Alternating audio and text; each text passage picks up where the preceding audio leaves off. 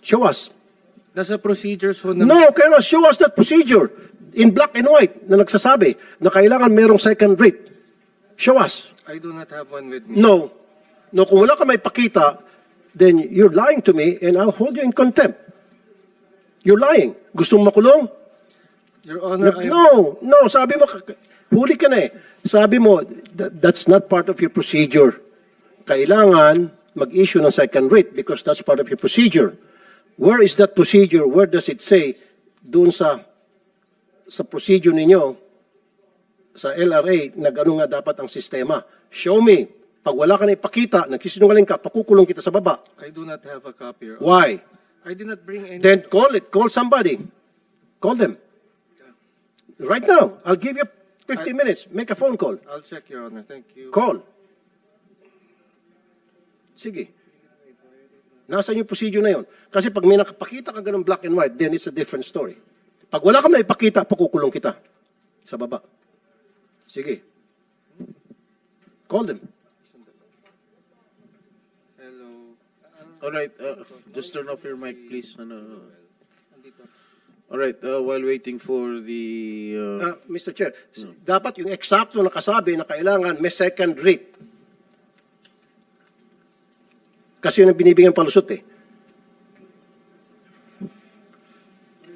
So, Commissioner Nick daw, abogado ka, no? Opo. Yeah.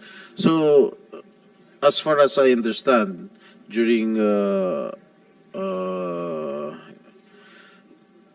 doon sa mga sinasabi mo, no? So, they should have implemented the first writ of execution. Am I correct? Opo. Dapat na. Hanggat But wala- they did not.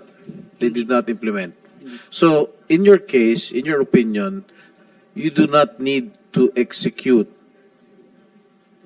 another writ of execution Kung ako po ang personal ko based po na on opinion, the yes po. Supreme Court decision. Personal ko po na opinion, hindi na po kailangan. Kasi kahit po umandar po ang kaso sa Korte Suprema, maaari pong i-implement pa rin yung aming writ of execution. In the Which they absence did of- not. Yes Which po. they did not do. Yes po. All right. So, in your own opinion, as a commissioner of the NLRC, you do not need to execute another writ of execution. Mag-issue po ng Mag-issue ng panibagong- ng writ of execution. All right. Maliwanag. Kasi Mr. Chair, nakikita ko, pati itong LRA, pinaikot-ikot tayo. Yung kagalingan nitong LRA sa pag-ikot-ikot at kagalingan nitong DMCA sa pag-ikot-ikot, pinagsama mong dalawa, bingo. Talagang wala tayong patutungan dito. Pag in-entertain natin yung kanilang kabalastugan. No, I'm not gonna accept it. Attorney Elizalde, did you get the records ready? Your Honor, I'm having someone look through the records now. Excuse me? Pinapahanap ko po, sir. How long would it take? Kayo pa ba'y manual o computerized? Dapat isang pindot sa computer, hanapin nyo, search, nandiyan na agad. Manual po yung... Oso ko manual, abutin tayo dito ng siyam-siyam. Gusto mo i-suspend natin para pagbalik sa next hearing, meron ka na nun. I fervently apologize that we are still looking. Kaya nga, kung halimbawa, sasabihin mo hindi mahanap-hanap dahil manual pala kayo at kung saan nakalagay na yung dokumentong yon, saan nakabaon, so sa susunod na hearing, may dala ka na. Yes, Your Honor, we'll do that. No, we'll wait for you now. Well, wait. Attorney Elizalde, abogado ka, di ba? Attorney. Yes, Alright, Your Honor. hindi ka ba sumasang-ayon sa opinion ni Commissioner Nick Dao na hindi na kinakailangan mag-issue ng isa pang writ of execution base sa... Mr. Chair, I'm sorry. Yes. Kasi nga, babalik naman tayo doon. Sabihin niya, procedure. Pinagbabawal. That's why, para matapos na agad to, ipakita mo yung procedure ninyo na sinasabi mo, wherein it states na kailangan ng second writ. Alright, Attorney Elizalde, kung i-implement mo yung inisyu ng NLRC ng writ of execution, sa tingin mo ba may kakaso sa'yo? Sino magkakaso sa'yo? Hindi ko po alam, Your Honor. What do you want to Why do? don't you implement motu proprio the issuance of the writ of execution by the NLRC, which has been issued way back 2006 pa. 18 years ago. You did not do anything about it. Mr. Chair, baka babawiin eh. Baka may babawiin ang DMCI sa kanya. Bakit? Were you there already in 2006? I was not a lawyer in 2006, Your Honor. Oh. Anyway, now that pinag-uusapan natin to, bakit hindi nyo gawin? Meron ng Supreme Court decision.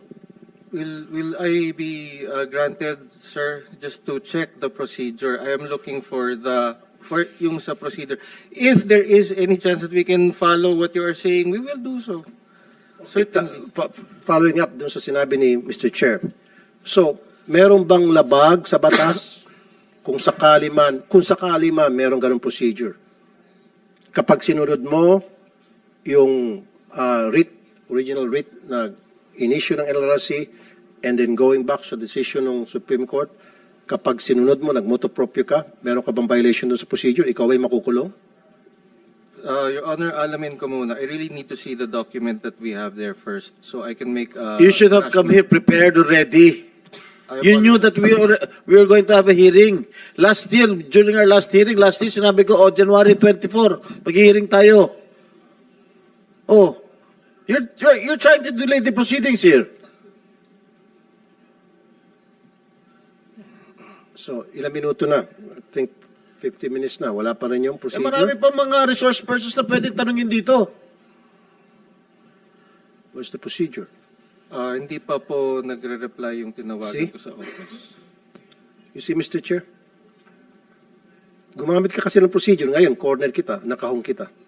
Sige. Palusot pa more. Kala mo, malusutan mo kami. Sige. Pag wala ka maipakitang procedure, nagsisinungaling ka, baka I'll hold you in contempt, baka makulong ka sa baba. Because ayaw namin nagsinungaling dito. Ayaw namin pinaikot-ikot kami rito.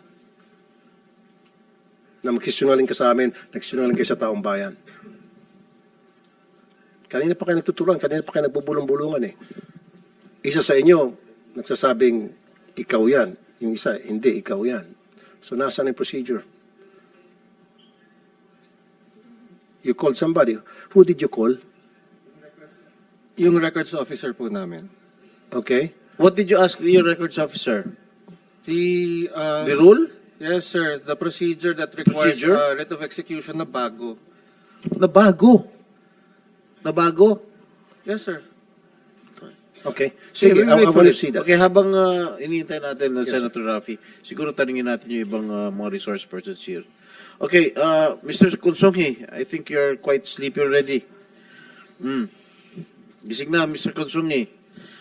Okay. Going back to my previous question, will the condo unit owners be deemed homeless or will you initiate refund proceedings? Talo na kayo sa kaso. No, sir. What do you mean no?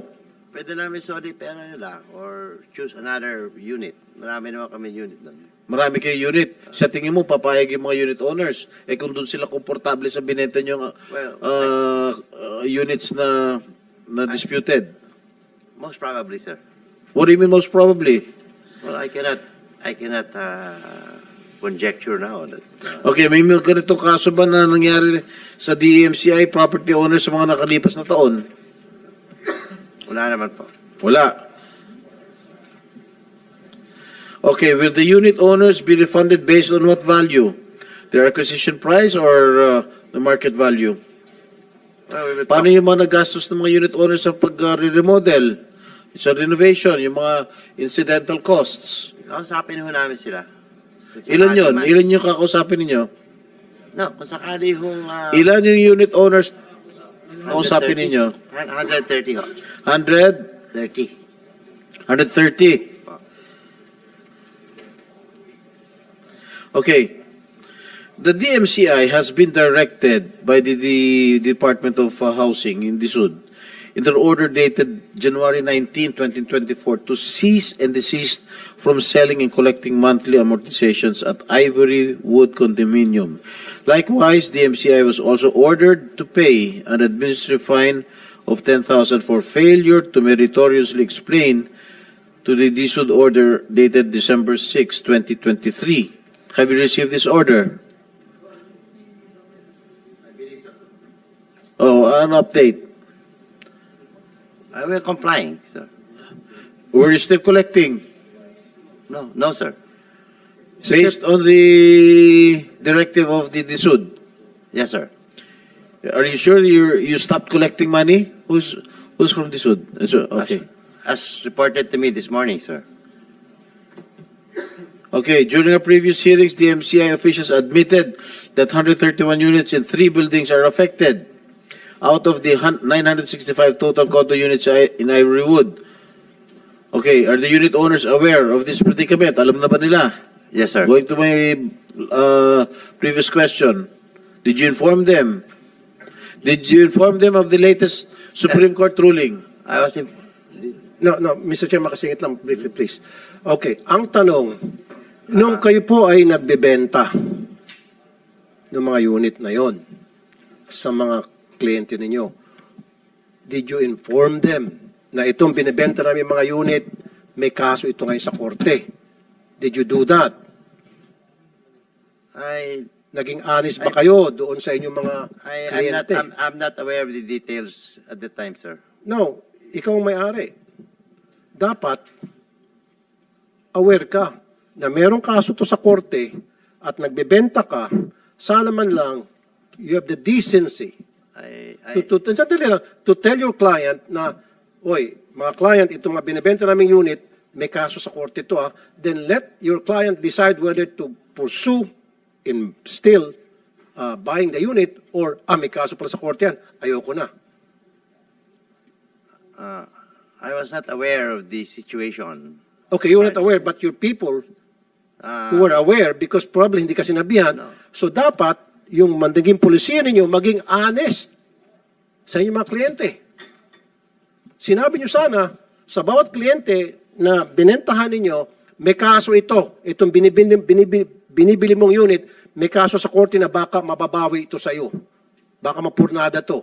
Would you still go ahead and buy it? Pag sinabi ng kliyente, bahala na. Okay, kasi mahal na mahal ko kayo sa DMCI. Napakagaling nyo. Bibilin ko pa rin yan kahit na may kaso. Then so be it. Or the client will say, hindi ko na bibilin pala yan. May kaso yan. Ganon dapat ang ginawa nyo. Naging dishonest kayo. May tinago kayo sa kliyente ninyo. Ngayon, pwede kayo demanda ng kliyente ninyo. Maabala sila. Malaking abala sa mga kliyente nyo ito. Mr. Consungi, as sinagot mo kay Senator Raffy, you were not aware. You have a multi-billion company and you own that company. Ibig niyo ba sabihin, hindi niyo nalalaman kung ano nangyayari sa kumpanya ninyo? I'm the chairman and I do not dwell into management issues. And as far as I'm concerned, nobody flagged that there was an issue. I was aware. Nobody? Flagged. Nobody informed. I was aware that there was a Senate hearing when I was on vacation in South America. Prior to that, I was not aware of any. Didn't you inform the chairman of the sir? problem? Attorney Gascon, did you not notify the owners of the company? Okay, Mr. Chair, ako mag-question. Sino sa DMCI ang nagsasabi sa mga customer prior to selling the